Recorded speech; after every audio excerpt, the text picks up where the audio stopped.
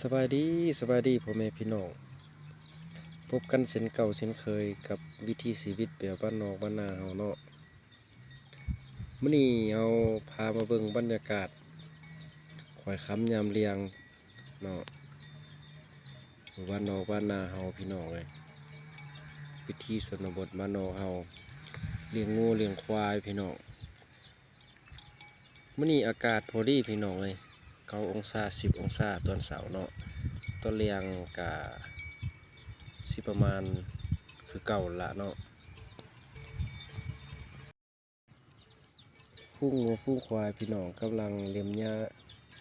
ตามธรรมชาติเนาะตามทงไร่ทงนาพี่น้อง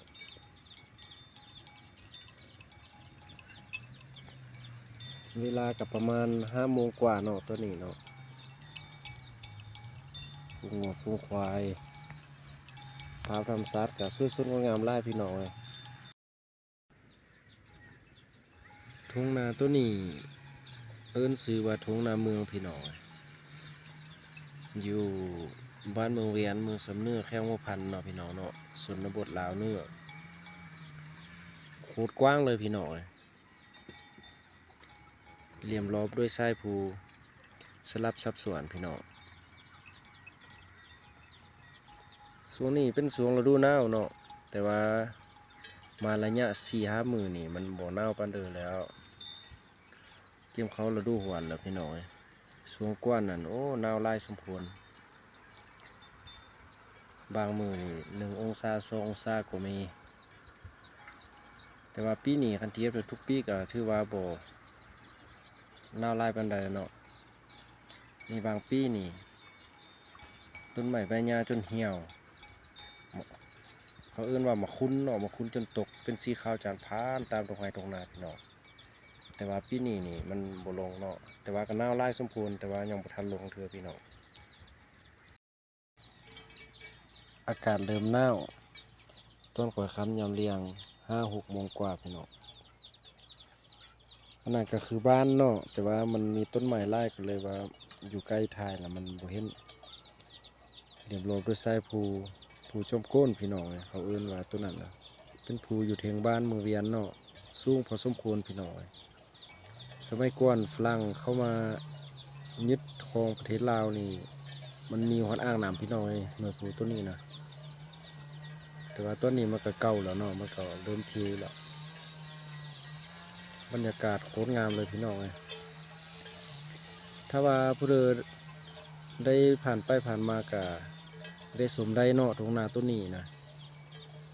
กว้างประมาณ1 กว่ากิโลเมตรเนาะพี่น้องเนาะความกว้างของทุ่งนาต้นนี้เป็นทุ่งนาข้าวไก่หน่อยเนาะปลูกข้าวไก่หน่อยเนาะพี่น้องอาชีพของชาวบ้านกับเฮ็ดไร่เฮ็ดนาพี่น้องวิถีชีวิตแบบบ้านเฮาเนาะเฮ็ดไร่เฮ็ดนาเป็นอาชีพหลักรายได้ก็พอได้ค่ายเข้าเล็กหน่อยๆเนาะเลี้ยงกุ้มครอบครัวพี่น้อง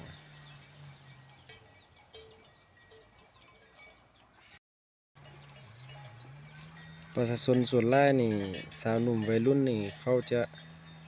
หลังจากจบจบเรียนแล้วเขาจะบ่ค่อยอยู่บ้านอยู่ปานเดิมเนาะเขาจะไปหาเงินหาคำอยู่เวียงอยู่เมืองเยอะเนาะมันก็ยังน้อยคนเนาะพี่น้องที่ว่าสร้างหลักปักฐานอยู่บ้านอยู่เนาะมันบ่ค่อยมีหลายคนละนับมือนับน้อยถอยลงเนาะ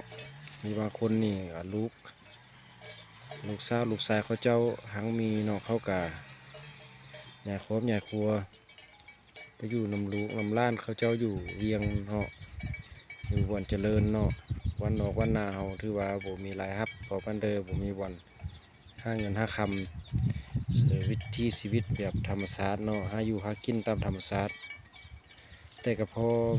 คุ้มอยู่คุ้มกินพี่น้อยเอากระซิบประมาณนี้เนาะถ้าว่าผู้เริ่มมักคลิปนี้ก็ฝากกดไลค์กดแชร์กดติดตามเด้อพี่น้องเด้อเพื่อสิบ่พลาดคลิปต่อๆไปสิเอาบรรยากาศภาพธรรมชาติเนี่ยนี่ลงทุกคลิปพี่น้องฝากกดไลค์กดติดตามเด้อพี่น้องเด้อ